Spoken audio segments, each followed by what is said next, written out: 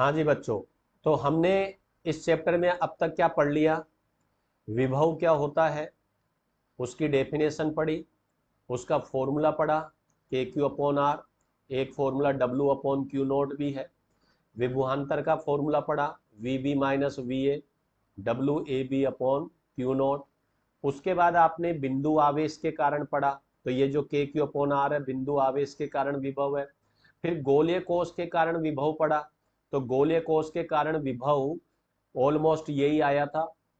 गोलीय कोष के कारण विभव, शॉर्ट में ही बता रहा हूं क्योंकि पहले बता चुका हूं, V inside equal to V surface equal to K Q upon capital R, और वी आउट का आपके के क्यू अपॉन स्मॉल आर। उसके बाद मैंने आपसे ये कहा था कि गोलीय कोष और चालक गोला एक ही कैटेगरी के हैं, तो यदि चालक गोले के कारण निकालेंगे तो भी आपका यही आंसर आएगा। ठीक है। फिर आपने अचालक गोले के कारण विभव पढ़ा, तो अचालक गोले के कारण आपका विभव का सूत्र v इन साइड का लगाया था, और वो सूत्र आपका था K Q upon two R cube, 3r² minus R square. V centre का था 3/2 K Q upon capital R, V surface का था K Q upon capital R, और वी आउट का था K Q upon small are. तो एक चीज आप नोटिस कर सकते हो, वी सरफेस का तो इनका सेम आता है, वी आउट का भी इनका सेम आता है, केवल इनसाइड का अलग हो जाता है। इनसाइड का अलग हो जाता है क्योंकि आपका जो अचालक गोला है उसमें अंदर भी आवेश होता है, इसलिए इनसाइड का विभव अलग होगा। यहां तक कि हमने जानकारी ली। कल की क्लास में हमने द्विध्रुव के बारे में पढ़ा था, द्विध्रुव के कारण विभव कितना होगा, तो वो हमारा फॉर्मूला निकल के आया था। द्विध्रुव के कारण आपका फॉर्मूला निकल के आया था v equal to K P cos theta upon R square. v equal to K P upon cos theta R square. इसमें मैंने आपको बताया था यदि आप अक्ष पे लेना चाहते हैं तो के पी अपॉन आर स्क्वायर, क्योंकि थीटा 0 होगा, और यदि आप निरक्ष पे लेना चाहते हैं तो आंसर आ जाएगा 0, क्योंकि थीटा 90 और 90 पर कोस 90 की वैल्यू 0 हो जाती है। ठीक है। ये सब हम बातें कर चुके हैं। हाँ, इसमें एक चीज मैं बताना चाहता हूं कि यहां पर ये थीटा किस किस के बीच का एंगल था। यहां पर थीटा आपको मैं बता देता हूं, ये आपका डाइपोल था, ये माइनस क्यू था, ये प्लस क्यू था, और ये मिड पॉइंट था, और ये आपका आर था। तो ये एंगल आपने थीटा लिया था, तो ये जो डायरेक्शन थी ये बेटा पी कैप की थी, द्विध्रुव आघूर्ण की, और ये डायरेक्शन किसकी थी? आर कैप की। तो यहाँ पर जो ये थीटा एंगल है ये पी कैप और आर कैप के बीच का है। तो आपका जो ये सूत्र निकला हुआ है P बराबर K P cos theta upon R square, तो आप एक चीज समझिए, मैं यदि कोस थीटा उठाऊंगा तो मैं इसको अदिश गुणनफल के रूप में लिख सकता हूं। तो अदिश गुणनफल मतलब डॉट के रूप में लिख सकता हूं। तो डॉट किसके बीच में लगेगा? जिसके बीच में थीटा लग रहा है। तो थीटा किस किस के बीच में लग रहा है? आर कैप और पी कैप। तो आप इस फॉर्मूले को ऐसे लिख सकते हो, के पी तो मौजूद है तो मैं पी के ऊपर कैप लगा दूंगा, dot are cap, sorry P के ऊपर डॉट कैप थोड़ी आएगा, वेक्टर आएगा, क्योंकि पी की वैल्यू मौजूद है, और डिवाइड बाई आर स्क्वायर। आप इस आर कैप को आर वेक्टर में भी बदल सकते हैं, K P vector dot R vector. और मैंने आपको यह बताया था जब भी आप आर कैप को आर वेक्टर में बदलेंगे तो नीचे एक आर की पावर बढ़ जाएगी। क्यों? क्योंकि आपको पता है कि आर कैप का फॉर्मूला क्या होता है? आर वेक्टर अपॉन आर होता है। आगे बात समझ में? ठीक है बेटा। तो ये चीज हमने अब तक पढ़ ली थी कल तक की क्लास में। ये वेक्टर फॉर्म में जरूरी नहीं है, याद रखो, ये आपको तब यूज करना होता है जब आपको पी और आर वेक्टर फॉर्म में दे दे। जैसे मान लीजिए आपको क्वेश्चन ऐसे दे दे कि हमारे पास एक द्विध्रुव है जिसका द्विध्रुव आघूर्ण P vector equal to 2i plus 4j plus K cap है। तो इसके मध्य बिंदु से, द्विध्रुव के मध्य बिंदु से स्थिति सदिश आर वेक्टर बराबर 3i plus 2j minus 2k पर विभव कितना होगा, ये सवाल देते हैं। अब आप यहां पर देख रहे हैं कि p और r मुझे वेक्टर फॉर्म में दे रखा है, तो ऐसी स्थिति में यदि मैं ये वाला फॉर्मूला लगाता हूं v equal to K P cos theta upon R square, तो यहां पर मुझे सबसे पहले थीटा फाइंड करना पड़ेगा, यानी कोस थीटा निकालना पड़ेगा। ठीक है, तो इससे बचने के लिए जो अभी हमने सूत्र पढ़ा हम वो यूज कर सकते हैं, और वो सूत्र क्या कहता है, K P vector dot R vector upon R Q. अब देखिए पी डॉट आर निकालना तो बहुत आसान है। डॉट प्रोडक्ट में आई को आई से मल्टीप्लाई करते हैं, तो 2 को 3 से मल्टीप्लाई किया 6, 4 को 2 से मल्टीप्लाई किया 8, 1 को -2 से मल्टीप्लाई किया -2, तो कितना आ जाएगा बेटा 12। तो P डॉट आर की वैल्यू 12 आ गई। आर क्यूब, तो आर की वैल्यू मतलब इसका मॉडुलस निकालना है आर का, तो मॉडुलस तो मैंने आपको सिखा रखा है, रूट कर लेंगे। 3 का स्क्वायर 9, 2 का स्क्वायर 4, -2 का स्क्वायर 4, तो रूट 17। और आर क्यूब करेंगे तो आर क्यूब आप अच्छे से जानते हो कि पावर 3 करेंगे, तो इसका मतलब कितना आ जाएगा 17 रूट 17, क्योंकि स्क्वायर में तो एक रूट हट जाएगा और एक रूट बच जाएगा, और ये वैल्यू यहाँ पुट कर देंगे तो आपका आंसर मिल जाएगा। तो देखिए क्या आंसर मिल जाएगा, के की वैल्यू आप पुट कर दीजिए 9 इंटू 10⁻⁹। पी डॉट आर की वैल्यू क्या पुट कर दोगे 12, और नीचे आप वैल्यू क्या पुट कर दोगे 17 रूट 17, और कैलकुलेशन इसमें हो नहीं रही इसलिए यही आंसर है, 12 नाम 108, वो आप कर लेना। तो इस तरह से हमें ये बेनिफिट मिल जाता है, कब, जब हमें पी वेक्टर और आर वेक्टर मिलता है तो इस सूत्र की बजाय इस सूत्र से हमें फायदा होता है। ठीक है, चलो आगे बढ़ते हैं। आवेश की स्थितिज ऊर्जा, आवेश की विद्युत स्थितिज ऊर्जा।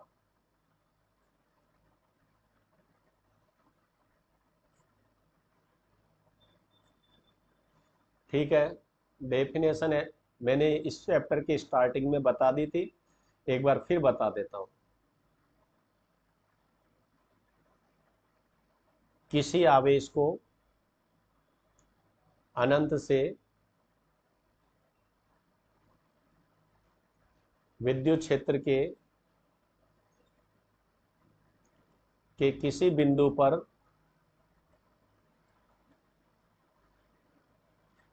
लाने में किया गया कार्य उस आवेश की स्थितिज ऊर्जा कहलाती है।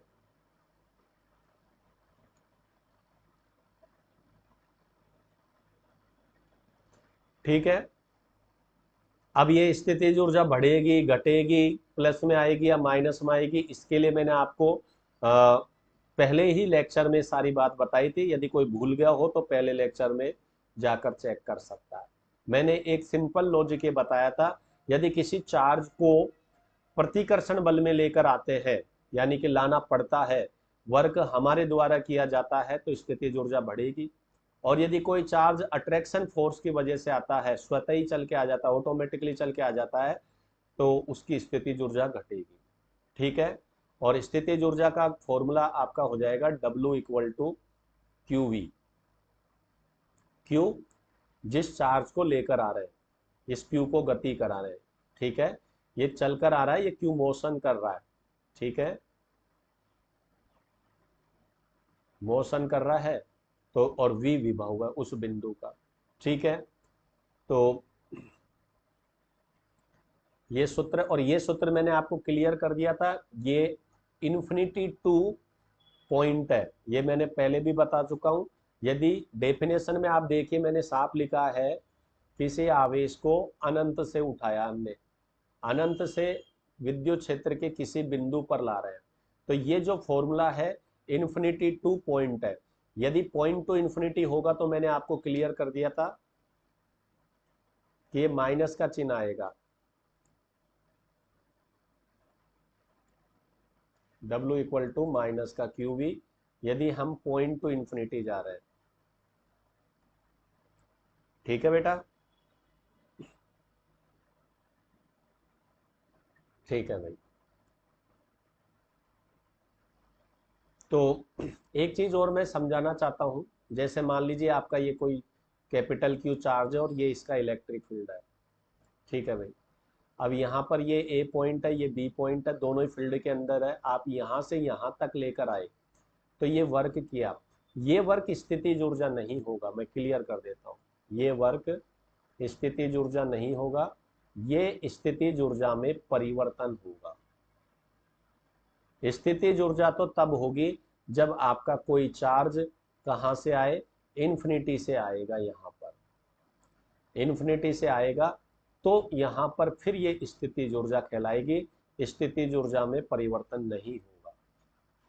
हकीकत में आप चाहो तो इसे स्थितिज ऊर्जा में परिवर्तन कह सकते हो, क्योंकि इन्फिनिटी पर स्थितिज ऊर्जा जीरो होती है, इसलिए आप जीरो घटाएंगे तो कोई फर्क नहीं आएगा। इसलिए डेफिनेशन में हमने इन्फिनिटी वर्ड को यूज किया है। यदि आप इलेक्ट्रिक फील्ड में ही एक पॉइंट से दूसरे पॉइंट में जा रहे हैं तो वो पोटेंशियल एनर्जी नहीं होती है, वो पोटेंशियल एनर्जी में डिफरेंस होता है। ठीक है, तो यहाँ पर आपका जो डब्लू का फॉर्मूला हो जाएगा, कौन कर रहा है मोशन, क्यू नॉट कर रहा है, तो क्यू नॉट, और किधर से जा रहे हो आप, बी से ए जा रहे हो, तो final V A V B. तो जब भी आप याद रखिए फॉर्मूले में विभवांतर का यूज करेंगे, विभवांतर का उपयोग करेंगे, तो उस स्थिति में उपयोग करेंगे तो उस स्थिति में जो W है वो स्थितिज ऊर्जा को नहीं, स्थितिज ऊर्जा में परिवर्तन को दर्शाएगा, स्थितिज ऊर्जा में परिवर्तन को दर्शाएगा। ये ध्यान रखने वाली बात है। यदि आपसे क्वेश्चन में स्थितिज ऊर्जा पूछी है तो आप विभवांतर का यूज नहीं करेंगे, आप विभव का ही यूज करेंगे। इस चीज को अच्छे से दिमाग में रखना। ओके बेटा, आई होप आपके समझ में आया है ये चीज। ठीक है, तो विभवांतर होगा तो स्थितिज ऊर्जा में परिवर्तन, विभव होगा तो स्थितिज ऊर्जा। और विद्युत क्षेत्र में ही एक बिंदु से दूसरे बिंदु पर जा रहे हो तो स्थितिज ऊर्जा में परिवर्तन, इन्फिनिटी से आ रहे हो तो स्थितिज ऊर्जा। चलो आगे बढ़ते हैं। तो एक बिंदु आवेश के कारण स्थितिज ऊर्जा,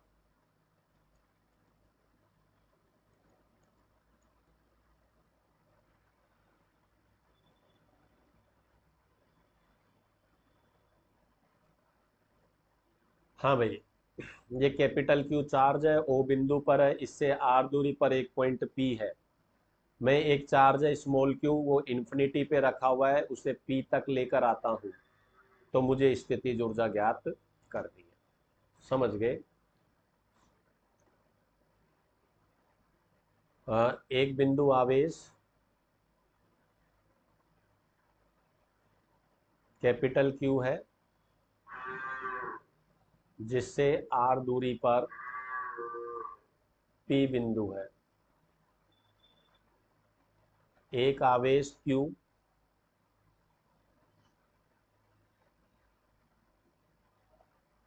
को इन्फिनिटी से पी बिंदु तक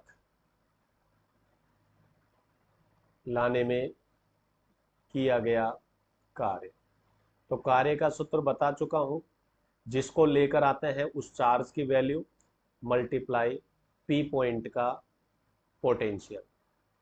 ठीक है, अब ये पोटेंशियल कौन बनाएगा, ये कैपिटल क्यू। कौन बनाएगा, कैपिटल क्यू। तो कैपिटल क्यू के कारण पी बिंदु पर कितना विभव होगा,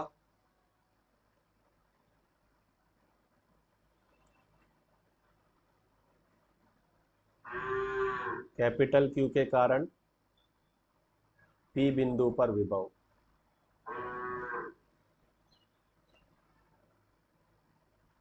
तो हम पढ़ चुके हैं सूत्र, V बराबर के क्यू और दूरी, आवेश की और बिंदु के बीच की दूरी, तो के क्यू अपॉन आर आ जाएगा। ये V का मान इक्वेशन 1 में रख दो।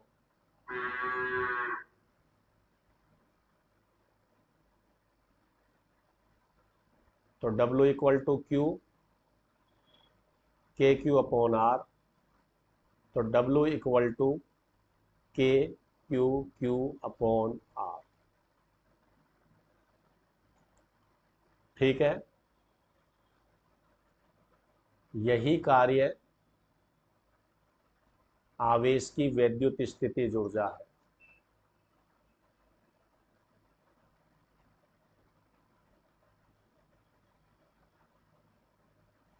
तो V equal to K Q Q upon are. ठीक है, आसान सूत्र है। यदि आपको थोड़ा याद करवाऊं तो बल का सूत्र, यदि दो आवेशों के बीच में बल का सूत्र निकालते हैं तो वो सूत्र होता है K Q Q upon R square. यदि दो आवेश हैं, कैपिटल क्यू और स्मॉल क्यू, और उनके बीच की दूरी आर है, और उनके बीच में बल का सूत्र निकालूं तो वो सूत्र होता है K Q Q upon R square. Sorry, ये यू है, ये वी नहीं है, ये यू है। स्थितिज ऊर्जा को अपन यू से लिखते हैं। हाँ, तो इस सूत्र में और इस सूत्र में आप देखिए क्या है, सिर्फ एक आर का ही तो चेंज है। एफ में बटे में आर स्क्वायर आ रहा है। और आपको यदि याद हो, कार्य का सूत्र होता है बल इंटू विस्थापन। तो यदि मैं इस बल का मान ये लिखूं K Q Q upon R square, तो आर से आर कट जाएगा, यही आ जाएगा। लेकिन इससे डेरिवेशन मत कर देना, क्योंकि ये सूत्र तो तब लगता है जब नियत बल हो। 11th में मैंने बताया था। ठीक है, यहाँ का डेरिवेशन का तरीका यही रहेगा जो ये मैंने बताया है। ठीक है, लेकिन मैं तो याद करने का तरीका बता रहा हूँ, क्योंकि आपको कूलाम बल का सूत्र तो याद होगा ही, उसमें बटे में आर स्क्वायर हो रहा है, स्थितिज ऊर्जा के सूत्र में आर आ रहा है। अथवा आप इसको विभव के सूत्र से भी देख सकते हो। विभव का सूत्र के क्यू अपॉन आर है, बस इसमें एक क्यू जो गति करता हुआ आ रहा है उससे मल्टीप्लाई तो कर रहे हैं। ठीक है, और ये स्थितिज ऊर्जा इस आवेश में ही संचित होगी। ठीक है, आगे बात समझ में।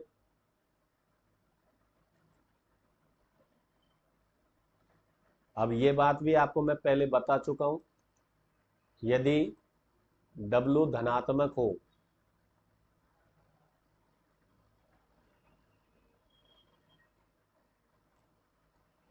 तो ऐसी स्थिति में स्थितिज ऊर्जा बढ़ती है। यदि W ऋणात्मक हो तो ऐसी स्थितिज ऊर्जा में U घटती है। अब W धनात्मक कब होगा, ये मैं पहले बता चुका हूं, जब प्रतिकर्षण बल लगता है।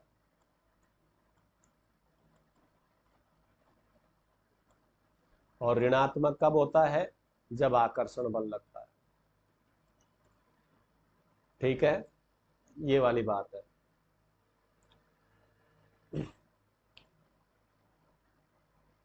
ओके, ये पॉइंट हो गया। मात्रक वगैरह सबको आपको पता है, मात्रक इसका जूल ही होगा भाई, और वीमा इसकी वही होगी जो पहले आपने पढ़ी है,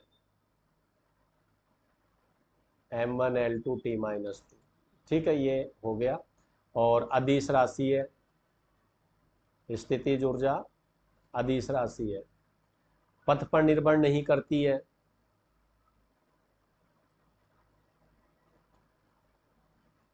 कारण मैंने बताया था, क्योंकि विद्युत क्षेत्र संरक्षित क्षेत्र है। वही सारे पॉइंट मैं पहले बता चुका हूं। ठीक है, ये आपका बिंदु आवेश के कारण विभव का सूत्र हो गया। और कुछ विशेष सूत्र नहीं है भाई, बहुत आसान है। आपको इस सूत्र में केवल V की वैल्यू तो पुट करनी है, और कुछ करनी है। और V का सूत्र आपको याद होना भी चाहिए, V equal to K Q upon are. ठीक, आगे बढ़ते हैं। ये बिंदु आवेश की स्थितिज ऊर्जा थी। अगला टॉपिक है द्विकण निकाय की स्थितिज ऊर्जा।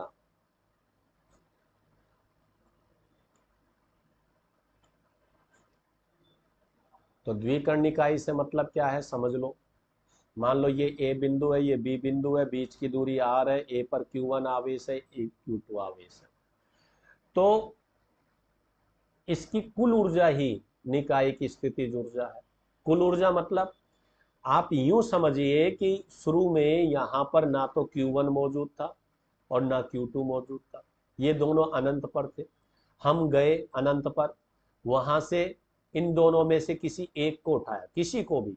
मैंने Q1 को उठा लिया मान लो, तो Q1 को मैं ए पर लेकर आया, तो पहला कार्य तो ये हुआ, Q1 को लेकर आया, फिर वापिस से अनंत पे गया और फिर Q2 को उठा के लेकर आया, तो Q2 को मैंने यहां पर रखा। तो दोनों आवेश को लाने में जो मैंने कुल कार्य किया है वही आपके निकाय की स्थितिज ऊर्जा कहलाती है। देखो, जब मैं किसी बिंदु आवेश की स्थितिज ऊर्जा पूछता हूं तो वहां पर मुझे ये मतलब नहीं है कि पहले से कौन था, मैं सिर्फ उसी आवेश को लाने में किया गया कार्य ज्ञात करूंगा। लेकिन जब निकाय की पूछी जाती है तो वहां चित्र में जितने भी आवेश आपको दिखाई दे रहे हैं मुझे सबको अनंत से लेकर लाना है और सबका कार्य निकालना है और उस सब कार्य को जोड़ना है। कार्य अधिशासी है इसलिए बीजीय योग हो जाएगा। ठीक है, समझ में आ गया? तो देखते हैं। तो सबसे पहले अपन यही मान लेते हैं कि ना यहाँ पर Q1 है ना Q2 है। ठीक है, तो किसी एक को लेकर आते हैं, किसी एक को। अब जरूरी नहीं है Q1 को लाएं, आप Q2 को भी लेकर आएंगे फिर Q1 को लाएंगे तो भी आंसर सेम आएगा।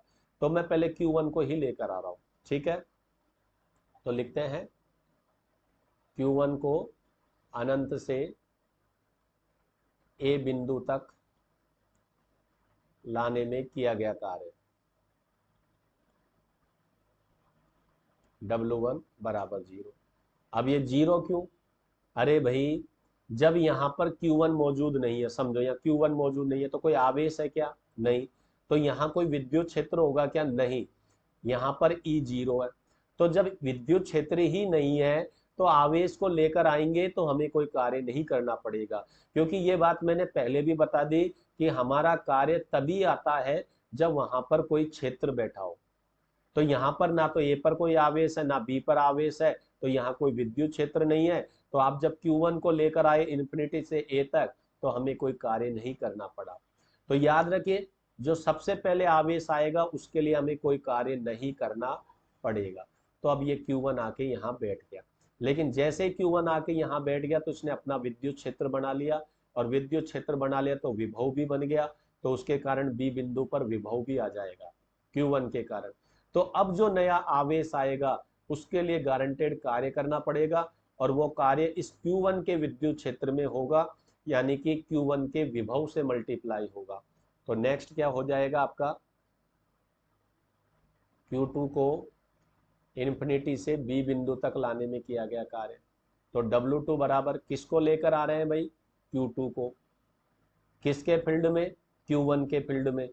तो मल्टीप्लाई V। तो W2 बराबर Q2 और V की वैल्यू क्या है भाई? तो V की वैल्यू K, Q1 और बीच की दूरी R। तो W2 की वैल्यू कितनी आ जाएगी बेटा? K Q1 Q2 upon R, और आगे से चाहे आप डायरेक्टली लिख लेना, K दोनों का गुणनफल बटे में R। ठीक है, अब कुल कार्य क्या हो जाएगा भाई? कुल कार्य W बराबर W1 प्लस W2। तो W1 की वैल्यू तो 0 है और इसकी value K Q1 Q2 upon R। ठीक है, अब दोनों को भी जोड़ेंगे तो वही चीज आ जाएगी, W equal to K Q1 Q2 upon R। ये, और यही कार्य स्थितिज ऊर्जा है, तो W की जगह आप U लिख देंगे।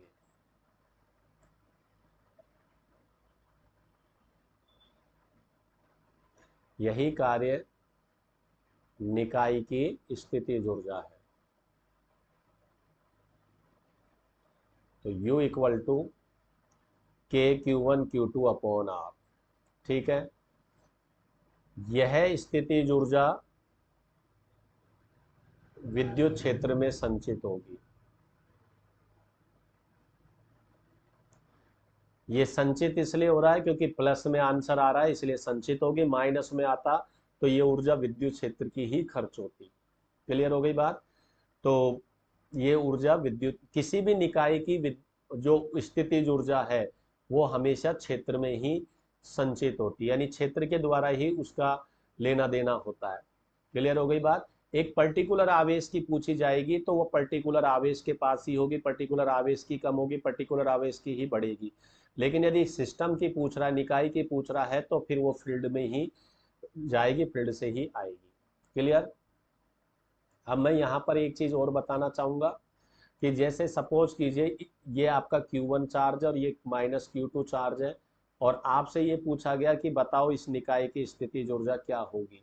ठीक है भाई, तो इसमें वही तरीका है, Q1 को अनंत से ए बिंदु पर लाने में किया गया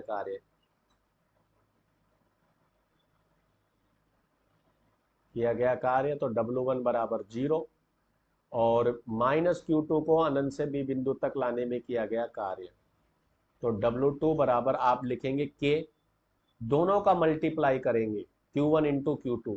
लेकिन आपको ध्यान रखना है, इसमें हमें साइन को यूज करना है, बीच का डिस्टेंस R है, ध्यान रखना, क्योंकि वर्क एक अदिश राशि है, स्केलर क्वांटिटी है, तो यहाँ पर साइन लेना है। विभव भी एक स्केलर क्वांटिटी है, पॉजिटिव चार्ज का पोटेंशियल पॉजिटिव होता है, नेगेटिव चार्ज का नेगेटिव होता है। इसी तरह यहाँ पर वर्क को ये देखना पड़ेगा कि भैया पॉजिटिव आ रहा है, नेगेटिव आ रहा है, तो जो चार्ज आ रहा है पॉजिटिव है तो पॉजिटिव लिखेंगे, नेगेटिव है तो नेगेटिव ही लिखेंगे।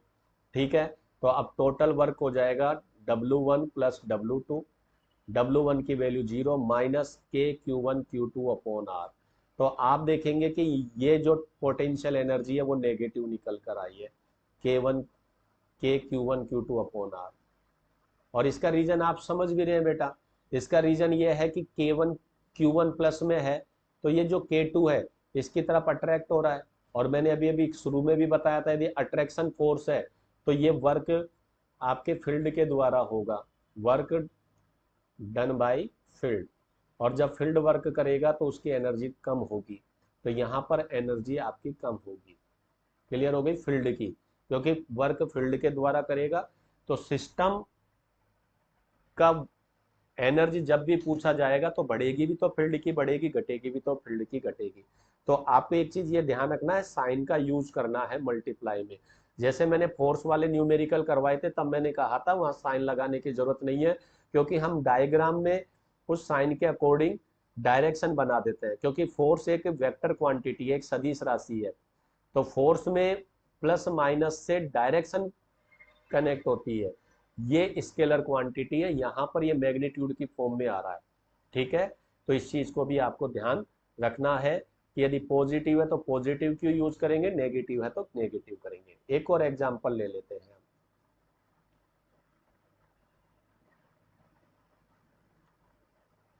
एक ट्राइंगल का ले लेते हैं, ये आपके 3 कण का हो जाएगा, 3 कण का निकाय है, त्रिकण निकाय।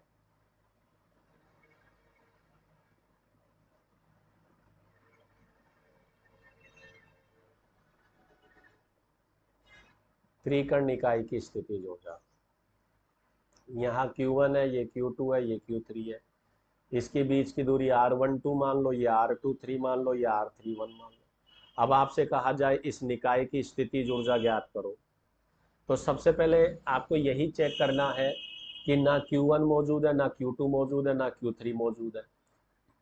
ऐसे सोच लीजिए आप, मैं तो खैर मिटान देता हूँ, लेकिन आप कॉपी में लिखेंगे तो आप मिटान नहीं पाएंगे, आपको इमेजिन ही करना। तो सबसे पहले मैं Q1 को लेकर आया, कहाँ से, इन्फिनिटी से, कहाँ पर, ए पॉइंट पर, तो Q1 को इन्फिनिटी से ए बिंदु तक लाने में किया गया कार्य, तो W1 इक्वल टू 0। अब Q2 को इन्फिनिटी से बी पॉइंट पर लाने में किया गया कार्य W2, तो अब देखिए Q2 आ चुका है तो यहाँ Q1 पहले से मौजूद है, तो KQ1 Q2 अपॉन इनके बीच की दूरी R12। अब Q3 को अनंत से C बिंदु तक लाने में किया गया कार्य, अब W3। अब देखिए जब C3 यहाँ पर आया तो Q1 और Q2 तो यहाँ पर ऑलरेडी मौजूद है, तो इसका वर्क Q1 के रेस्पेक्ट में भी होगा, Q2 के रेस्पेक्ट में भी होगा। तो देखो Q1 के रेस्पेक्ट में KQ1 Q3, और दोनों के बीच की दूरी R31 है, प्लस, और Q2 के लिए हो जाएगा KQ2 Q3, और बीच की दूरी R23 है। यानी कि सिंपल सा एक बात ये बता रहा हूं कि जब कोई नया आ रहा है तो आप ये देखिए वहां पर जितने भी पहले से बैठे हुए हैं उन सबसे उसको मल्टीप्लाई, मतलब उसके लिए फॉर्मूला लगाना है। जैसे Q3 को Q1 से भी मल्टीप्लाई करके लिखा, और Q3 को Q2 से भी मल्टीप्लाई करके लिखा, क्योंकि Q3 जब यहाँ पर आ रहा था तो Q1 भी मौजूद था, Q2 भी मौजूद था, तो C पॉइंट पर जो विभव होगा वो Q1 के कारण भी होगा और Q2 के कारण भी होगा। ठीक है, अब टोटल वर्क कितना हो जाएगा, हम इनको ऐड कर देंगे। तो W इक्वल टू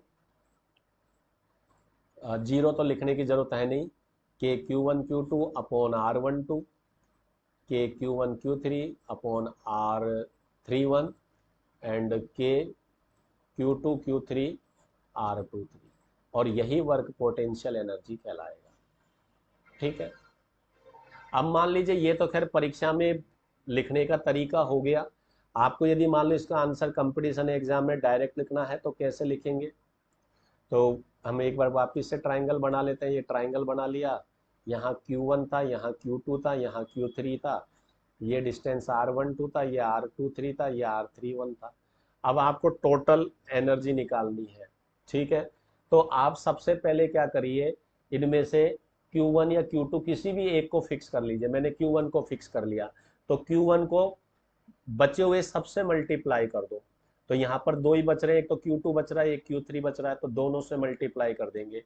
तो K Q1 Q2 और बीच की दूरी R12 plus K Q1 Q3 और बीच की दूरी R31। तो Q1 का दोनों से मल्टीप्लाई हो गया, अच्छी बात है। अब आप भूल जाओ Q1 है, यानी कि आप इसे इरेज कर दो। यदि पेंसिल से बनाया है तो इसे मिटान दो। ठीक है, मैंने जैसे मिटान दिया, अब है ही नहीं है। तो अब आप यहाँ देखिए, अब आपको कितने चार्ज दिख रहे हैं, दो ही दिख रहे हैं। अब इनमें से किसी एक को फिक्स कर लो, Q2 को फिक्स कर लिया और बचे हुए से मल्टीप्लाई करो। तो यहाँ तो केवल एक ही बचा हुआ है Q3, तो केवल Q3 से मल्टीप्लाई होगा। तो K Q2 Q3 बटे बीच की दूरी R23। अब यदि मैं Q2 को मिटान दूं तो अब अकेले का तो है ही नहीं ना, Q3 तो एक ही रह गया। यानी कि यहाँ पर आपको नंबर ऑफ पेयर्स बनाने, यानी जोड़े बनाने हैं। तो जैसे पहले Q1 था, ये Q2 था, तो Q1 के दो जोड़े बनाए, Q1 Q2 Q1 3, और जोड़ा बनाने के बाद उसको हटा दिया। फिर Q2 के लिए बनाया तो Q2 का एक ही जोड़ा बना Q3, उसको हटा दिया, तो Q3 तो अब सिंगल रह गया, इसका जोड़ा ही नहीं बनेगा। तो पेयर बनाइए, और कितने पेयर बनेंगे, इसका सूत्र है n-1/2, n-1/2। तो यहाँ पर n कितने आवेश है, 3, और 3 में से एक गया तो 2 बटे में 2, 2 से 2 कट गया 3। तो आप देखिए 3 जोड़े भी बन रहे हैं, 1 2 3, तो डायरेक्ट आंसर हो जाएगा। ठीक है, एक मैं और सवाल बता देता हूं, उससे आपके और क्लियर हो जाएगा। जैसे एक स्क्वायर ले लेते हैं, वर्ग ले लेते हैं, और यहाँ पर Q1 ले लेते हैं, यहाँ Q2 ले लेते हैं, चाहो तो एक माइनस ले लो Q3, ये Q4, भुजा ए ए ए ए। ठीक है, अब मुझे कहा गया कि बताओ इस निकाय की स्थिति ऊर्जा ज्ञात करो। अब डायरेक्ट मुझे आंसर लिखना है, तो डायरेक्ट आंसर लिखना है तो मैं क्या करूंगा, देखो सबसे पहले मैंने Q1 को फिक्स किया, तो Q1 के कितने जोड़े बनेंगे, 3 बनेंगे, एक Q2 एक Q3 एक Q4। तो Q2 के साथ के Q1 Q2 और बीच की दूरी a, दूसरा Q3 के साथ तो माइनस में है, तो K Q1 Q3 और बीच की दूरी बेटा ये विकर्ण हो जाएगी इसकी, जो सबको पता है √2a होती है, √2a, और एक Q4 के साथ बनेगा, तो K Q1 Q4 और बीच की दूरी a। अब Q1 भूल जाओ, है हट गया। अब Q2 ले लो, अब Q2 के कितने जोड़े बनेंगे, Q3 के साथ Q4 के साथ, तो Q3 के साथ करेंगे तो माइनस में आएगा, K Q2 Q3 divide by a, और Q4 के साथ तो प्लस में ही आएगा क्योंकि दोनों ही प्लस में है, Q2 Q4 और बीच की दूरी ये, तो ये भी विकर्णी है तो √2a। फिर Q2 हट गया, अब Q3 के लिए, तो Q3 के लिए एक ही जोड़ा बनेगा, तो माइनस K Q3 Q4 बीच की दूरी a। ये आपका आंसर आ गया। और यदि आपको देखना है तो नंबर ऑफ पेयर 4 × 3/2, n-1/2, तो 2, तो 6 जोड़े। आप चेक करो 6 जोड़े बन रहे हैं। ठीक है, इसके बारे में शेष जानकारी आपको नेक्स्ट क्लास में दी जाएगी। Okay, thank you.